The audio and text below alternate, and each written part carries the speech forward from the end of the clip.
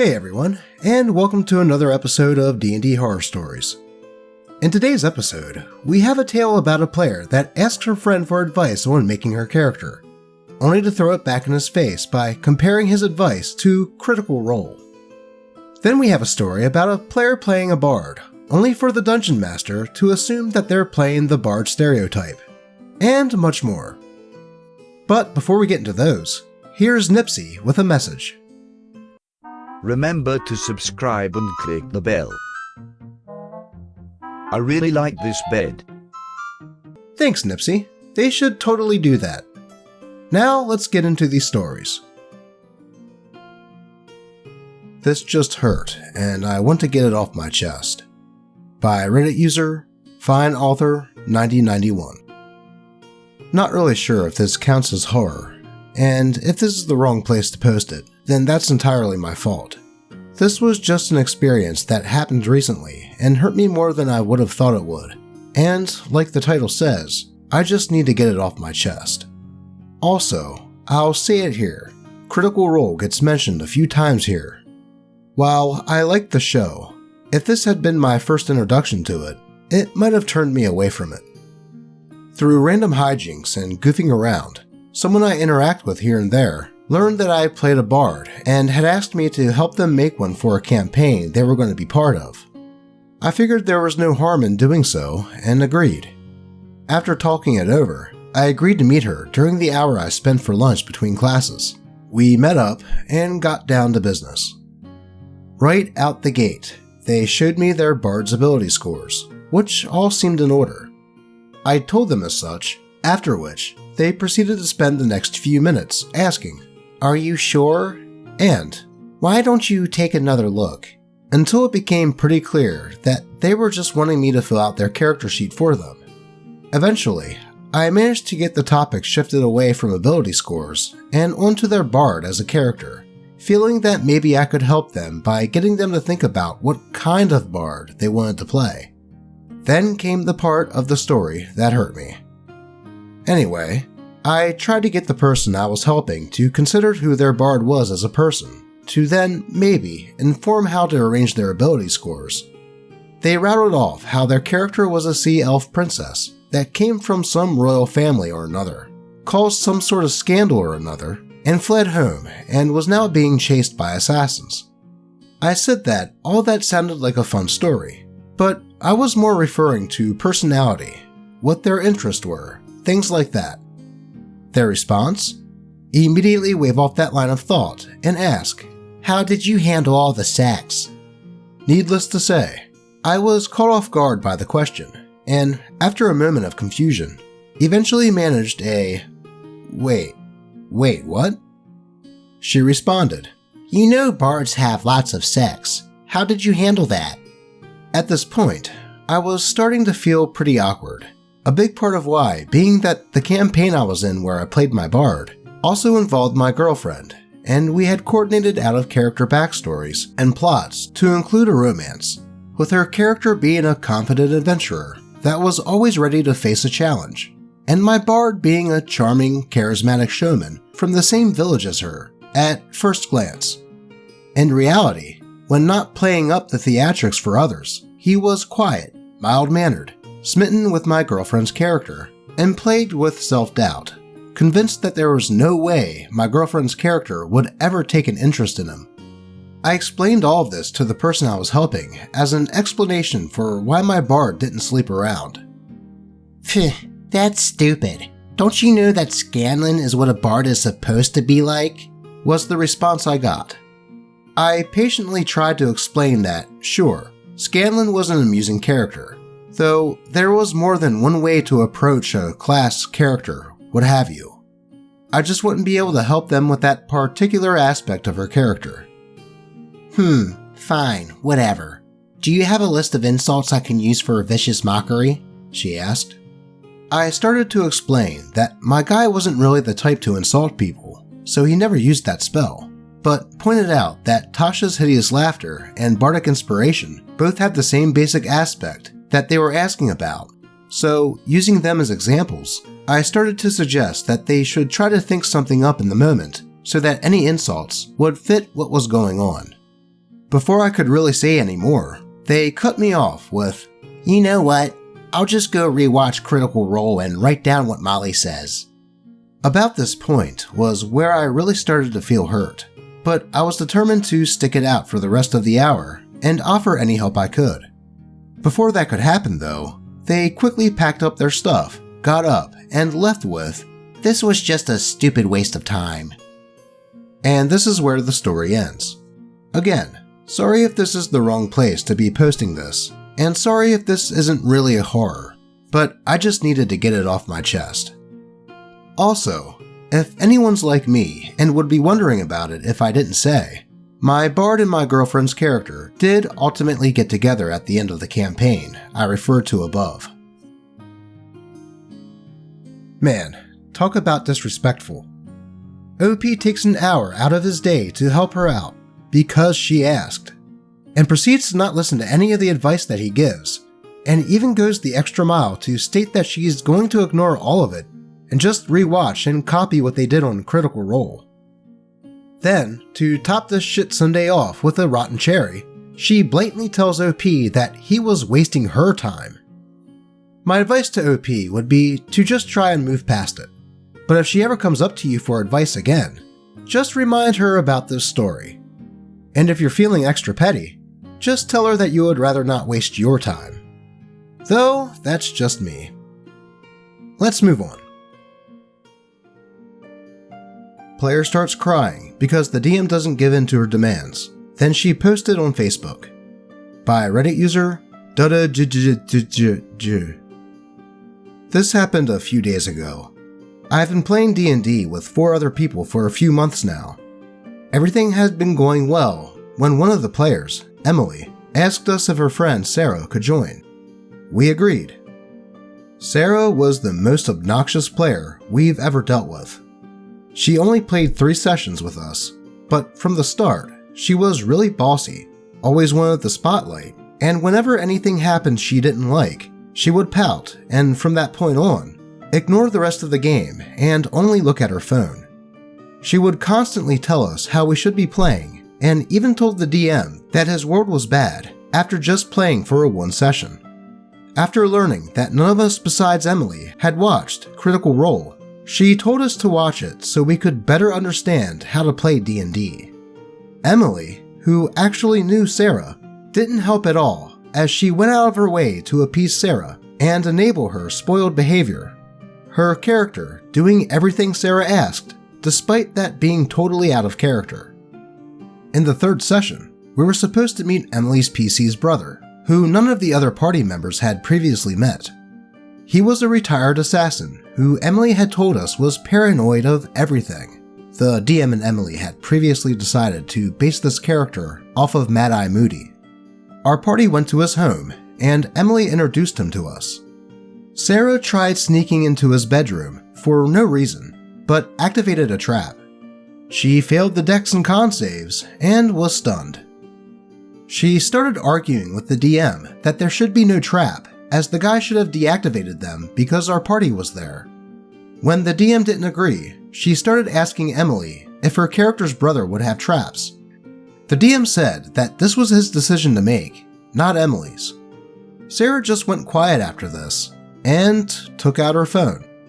The DM asked her if she was going to act like this every session, and she started crying. Emily tried to console her, but they both left soon afterwards, with Sarah still crying.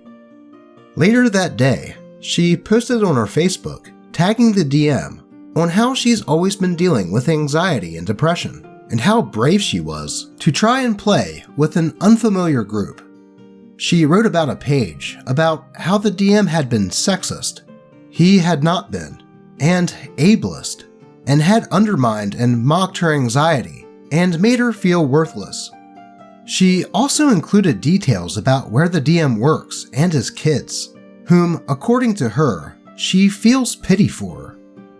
Emily has refused to take sides on this because, according to her, Sarah has always faced mental health issues, but she's usually a much more reasonable person. And the Mercer Effect strikes again. Look, I think Critical Role is a good show, and I'm entertained by it. but people need to get through their heads that D&D isn't Critical Role. These are voice actors that have put together a profitable business, and they use those profits to have high production values. Going in and expecting a game to be on the same level is just unrealistic. But then Sarah uses one of the other tropes that I've begun to notice in these stories, and uses her mental health as an excuse to be shitty. Then not only make a Facebook post about DM, but then brings his workplace and kids into it, which is crossing a line, man. It's just a game, and it doesn't matter if you have anxiety. A lot of people do, including myself. People like Sarah need to stop using it like a shield against criticism, and grow the hell up. Anyways, let's move on to the next one. Asexual character sexually assaulted for plot, by Reddit user Rivers Twisted. This story involves a campaign I joined for a short period of time to fill my Mondays between university and work. The main problem person of the story is the DM, that I will name Jared. The campaign took place in what was essentially just a rip-off Kirkwall from Dragon Age, DM's own words. I chose to play a male half-elf bard that was from a mid-tier noble house. He has been forced to hide his half-elf lineage, lest he be thrown into the alienage, the segregated portion of Kirkwall where the elves live in poverty. My character had left his parental home to experience life and escape the manor he was almost always forced to reside in. He became a bard because he loved music, and would spend a great deal of his time trapped inside his home, sitting on his windowsill, listening to the street musicians outside the grounds of his home. This characterized my character as a sheltered, somewhat naive noble, who wasn't fully aware of the struggles of poverty that would be brought back down to reality by the rest of the party. Though he was a bit jumpy because he was always told of the horrors of the streets, so I used the alert feat to flavor that. Then came the problem event. We were traveling through the Red Lantern District to talk to a fixer-type character who could set us up with a job that would take us out of Kirkwall. The guy operated out of a bordello, and my character, I had decided, was a soft asexual, but I hadn't decided it was right to share that yet, as it's something I'm exploring myself. In this bordello, my character was more interested in the actual dances the women were performing. I even specifically had him comment, "Wow, must take a lot of strength to pull yourself around the pole like that." After setting up the job with the fixer, we were told to enjoy ourselves, and each of the male characters is given a woman to fade to black with for the night. A drow woman approaches my character, and my character responds, "Oh, no, thank you." Jared raises an eyebrow and is like, "Really? She's gorgeous, and it's free." I just respond, "Oh, I'm aware. Still, no thank you." Jared then replies, "But you're a bard. Come on, this makes no sense." I was confused as to why he was pushing so hard to have me boink this woman. I later found out that he was so pushy because this woman was an agent from some criminal group that was associated with my family and was going to steal a family treasure that I had on me. Basically, she was to be a honeypot, but Jared never comprehended that I wasn't playing just another horny bard. The woman walks off, and we go to sleep for the night. My character specifically stays up to work on some lyrics to a song he was working on. Jared then tells me that, "Before you realize it, the beautiful drow woman is in your room." I, seeing where this is going, say that she couldn't have just snuck up on me, as I had taken the alert feat. Jared rolls his eyes and says, "Okay, whatever. You hear the floorboards creak and you turn to see the beautiful drow woman before you. The air is filled with an intoxicating perfume, and you find yourself enraptured by her." I cut Jared off, asking if she's using a charm effect on me. He responds that she's using Charm Person, and is about to continue when I respond that I get to roll a saving throw, at least. Jared sighs and lets me roll. I roll badly on my first roll, and Jared chuckles and is about to continue talking. I then tell him that as I am a half-elf, I have advantage, but sadly, I rolled not great on the other roll too. So, Jared starts narrating how I am basically seduced by this drow. This is really putting me off, and I argue that just because I'm charmed doesn't mean I want to suddenly bone her. Charmed person just makes me view her as a friendly acquaintance. Jaren hand-waves this and says that this is special. I wasn't quite comfortable enough to reveal the sexuality that I was exploring with this character, so I just shut up and let it happen.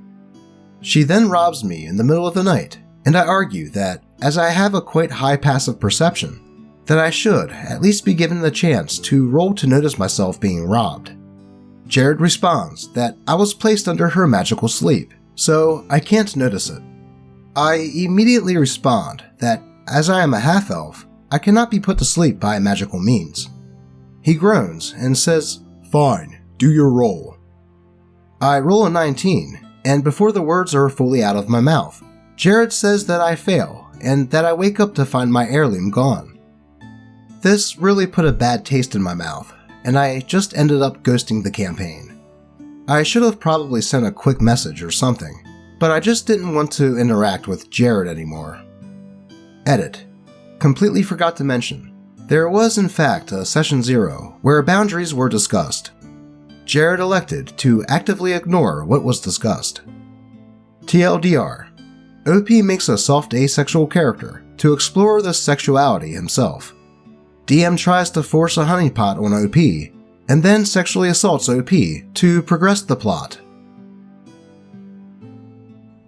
Yeah, it sounds like this DM just had a certain plot thread that he wanted to have happen, but did not take into account that OP was playing a bard that didn't want to bone everything in sight. Much like the last story, this is an example of certain popular characters or memes skewing people's views on how certain classes need to be played. And instead of taking OP's character strengths into account, or coming up with a creative way to work around these roadblocks, the DM just decided to ignore what was previously agreed upon in order to get the story back onto the rails. But before we move on to the last story of the day, I would ask, if you're enjoying the video, consider giving it a like, as it really does help the channel grow, and in turn, helps Lucky get more squeezy treats.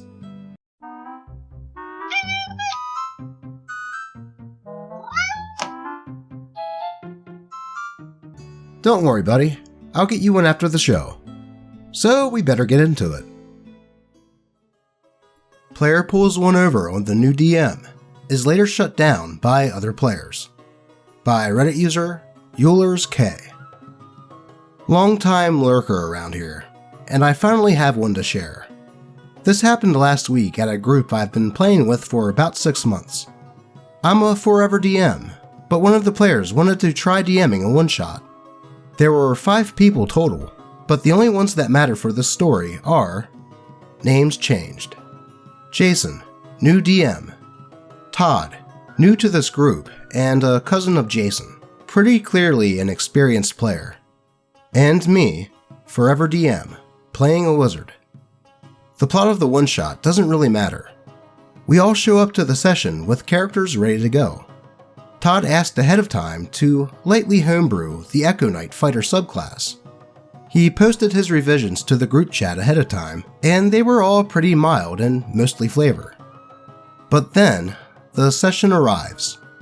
Todd shows up with an Echo Knight that was so homebrewed that it didn't even resemble the original subclass. I didn't read his revisions too much, but his Echo was essentially an entire additional PC. This additional PC was a concurrent leveled multi-class cleric fighter. On top of that, while his Echo was out, his sword was a perpetual +5 weapon. This fact was clearly hidden in his write-up, that even I almost missed it. Myself and another player immediately called him out on this, and he tried explaining to Jason how it wasn't that OP, but we both said that he was obviously trying to pull one over on the new DM. Jason was clearly uncomfortable, because this was his cousin, so he let it run, despite us once again making it very clear that this PC will steamroll anything that comes our way. A few combats in, and surprise surprise, the rest of the party is basically twiddling their thumbs. Todd shows his PC to be outright evil, used a hostage as a shield, burnt down a building because the baddies were locked inside with innocents, that kind of stuff. At this point, Myself and the other players were just hanging out and drinking a couple beers, since there wasn't much else for us to do. In game, it was basically a party following this demigod maniac. Jason picked up on this, but did nothing. Fast forward to the end of the session against the big bad, and Todd actually ends up going down, and his echo cast Healing Word to bring him back up. I cast Counterspell. The rest of the party laughed, but Todd was pissed. The echo then uses Action Surge and cast Healing Word again. Then the sorcerer casts Counterspell. The barbarian then runs up and finishes off Todd's PC. Todd asks why we would do something like that, and we responded, "It's what our characters would do. You are very clearly an evil character, and we would have no hope of ever taking you down ourselves." So we helped him do it. Todd throws a mini tantrum fit for a 12-year-old and hilarious on a 28-year-old man, packs up, and leaves. Needless to say, I said that he was never welcome at a table if I'm DMing. And if I'm not DMing, just don't invite me. And the rest of the party agreed. It definitely sounded like Todd had that guy tendencies, mixed with a bit of main character syndrome. It kinda sucked that he, being an experienced player, decided to homebrew an OP character and bring it to his cousin's first time DMing's game. It sounded like Todd knew that his cousin would let him walk over him, and not contest this obviously unfair advantage that he gave himself, thus ruining the experience for everyone else at the table. And while I usually don't like hearing when problems with the players are dealt with in game, and even using the "it's what my character would do" line, OP and another player did try to bring this up out of game beforehand, but it fell on deaf ears. So, did OP and the rest of the party handle this player the best way they could have? Or do you have another way that you would have dealt with it? Be sure to let us know in the comments. And if you have a story that you would like to be shared on the channel, you can always post it to the channel subreddit, or even just send it to me on Twitter. As always, I appreciate all of you, and let's check up on Lucky.